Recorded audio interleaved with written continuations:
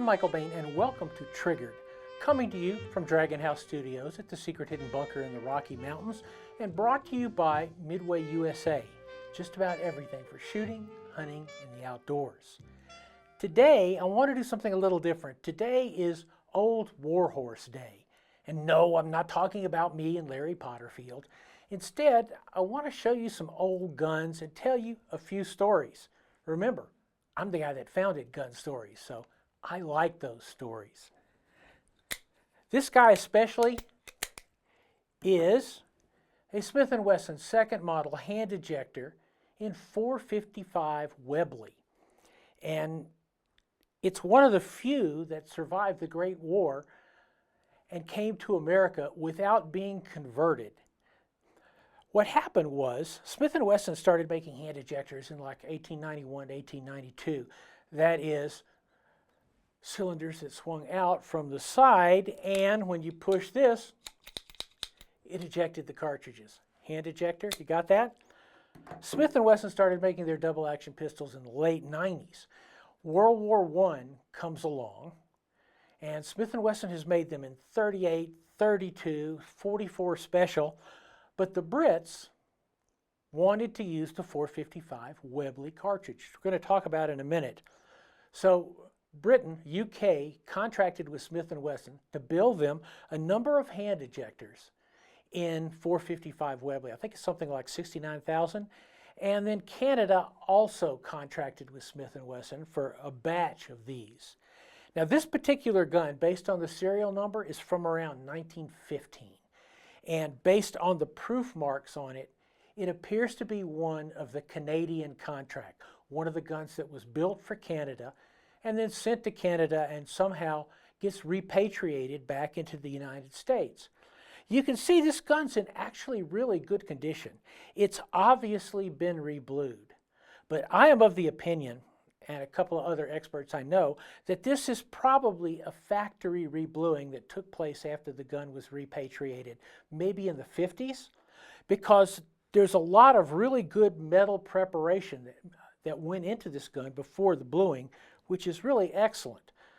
The grips themselves are probably not the original grips that came with this gun. However, they would be consistent for a gun that had been factory restored.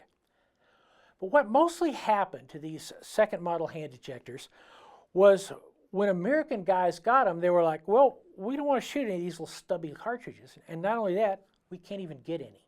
So let's turn it into an American gun. Let's shave the back of the cylinder off here, machine part of it off, and then it will fit 45 ACP rounds in a moon clip, or these guys, 45 auto rim, made obviously for any of the 45 ACP caliber revolvers. Well, okay, but what happens then is the original guns become scarce.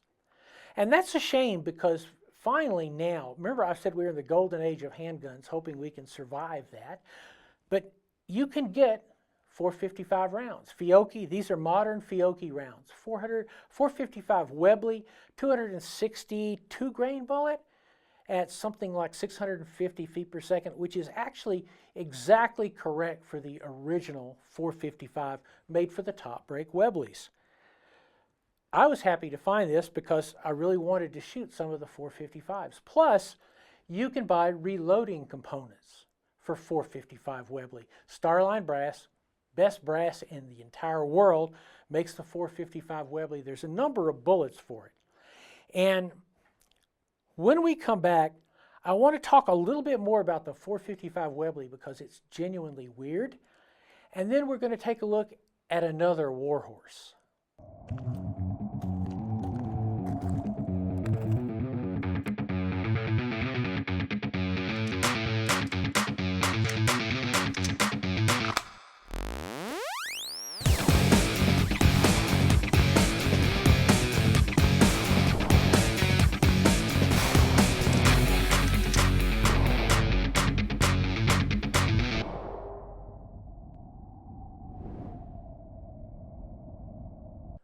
Welcome back to Triggered, where today we're talking about a couple of old Smith & Wesson warhorses. This is my second model hand ejector. from right before America's entrance into World War I, and it's a super gun, 455 Webley. You might wonder where I came across this. Well, I came across it at the huge gun show, the Wanamaker Gun Show in Tulsa at 5 p.m. on a Sunday afternoon. The best time in the world to be at a gun show is closing time, because you got all these people with guns on the table and they don't want to take them home. This particular gun, it had, I think, a $475 price tag on it when I walked by it on Saturday. As I was walking by it again on Sunday afternoon, the guy goes, "Oh, come on, Michael, I know you have a thing for those old war horses. Buy it." And I said, "I don't want to pay that for it." And he goes, "Make me an offer. It's $100 cash American money." And he goes, "Sold." And I went, "Okay, that worked." I'm only sorry he had a whole bunch of pieces of hand ejector models, and I'm sorry he didn't buy the whole table. But in any case, 455 Webley. There's this whole British sense of, I don't know, hyperbole, I guess you would call it. Perhaps like British exaggeration. 455 Webley, when they cranked it out in like the 1890s, was like, whoa, this is a serious caliber. In fact, the Brits said it was every bit as powerful and maybe even had more stopping power than the 45 Colt, 45 ACP, right up until the point the Americans tested the cartridge. And then they sent it back to Britain because it doesn't have any of those things. My favorite 455 Webley story is in the late 90s, mid-1890s. Webley decided to get serious, and so they created a round called the Man Stopper. And it had a lighter bullet than these 262s. I think it had a 218 grain lead bullet with a big cavity in the rear and a big cavity in the front. And the idea was when you fired the gun, the big cavity in the rear would expand, sort of like what you would think about with mini balls, how mini balls revolutionized rifle shooting in Civil War. Huge number of casualties. Mini balls had a big cup, expanded to fill the rifling. That's what Webley wanted to do. And apparently it was so successful that the Webley Man Stopper was banned by the 1899 Hague Convention as essentially too dangerous to lose in wartime. If you happen to run across one of these guys, don't cut it up. I'm already in trouble for cutting up far too many old guns, so you shouldn't suffer from that as well. It's more fun to shoot them in the calibers they were intended to be shot in.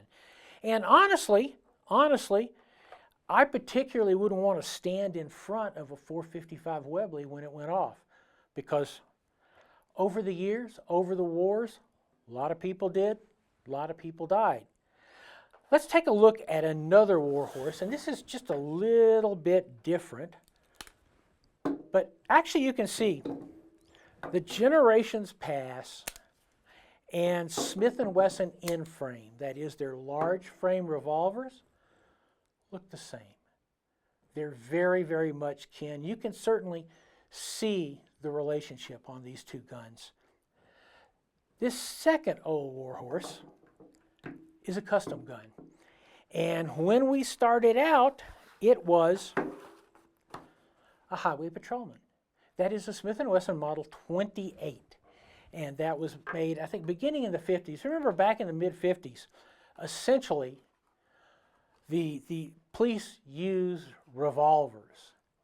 And a lot of them were using .357 revolvers, which was because of criminals. If you look at those seminal years of the 1930s, mid-1930s, Dillinger and Bonnie and Clyde and all that, you saw that essentially lawmen were undergunned. So Elmer Keith, working a couple other people, came up with the .357 Magnum, which up until the .44 Magnum was the most powerful handgun on earth. However, in the 50s, the perfect Smith & Wesson Model 27s, they were so beautiful, perfect blue checkering across the top, they cost a lot. Cops didn't get paid a lot. So Smith & Wesson came out with a Model 28, which is basically a downstream version of the Model 27, but less expensive, so that a law enforcement officer could use them. And in fact, a lot of Highway Patrolmen were sold to, get ready for it, Highway Patrolmen, because this 6-inch barrel, merely useful if you're carrying it in your cop car and you got to make a long shot. However, this guy was converted by the great Hamilton Bowen into 3840. Now you can see those two 3840s right there compared to 45 Colt. Essentially, a 3840 is a necked down 4440. Now Colt essentially came out with the 4440 for their 1873 rifles in 1873, their black powder cartridges, and they were indeed the cartridge that won the West. And a year later, at 1874-ish, Colt came out with a 3840. Nobody exactly knows why. We'll talk about it some more when Triggered gets back. This week's Triggered is brought to you by Midway USA. Just about everything for shooting, hunting, and the outdoors. Taurus USA. Designed to protect. Rock Island Arms Corps. Solid as a rock. And Franklin Armory. Making some of the most innovative guns in America. Welcome back to Triggered, where we're talking about the bizarre, in many ways, 3840 cartridge. 4440 made a lot of sense. Obviously, in all the huge number of 1873 Colt rifles out there, some of the revolvers were chambered in it a little bit later. But when I started doing research on the cartridge, there didn't seem to be anything about it. Nobody seemed to know, or at least the people at Winchester never recorded why they created a 3840, why they necked down a 4440. Now, you know the old terminology with black powder cartridges. 4440, 44 bore, 40 grains of black powder.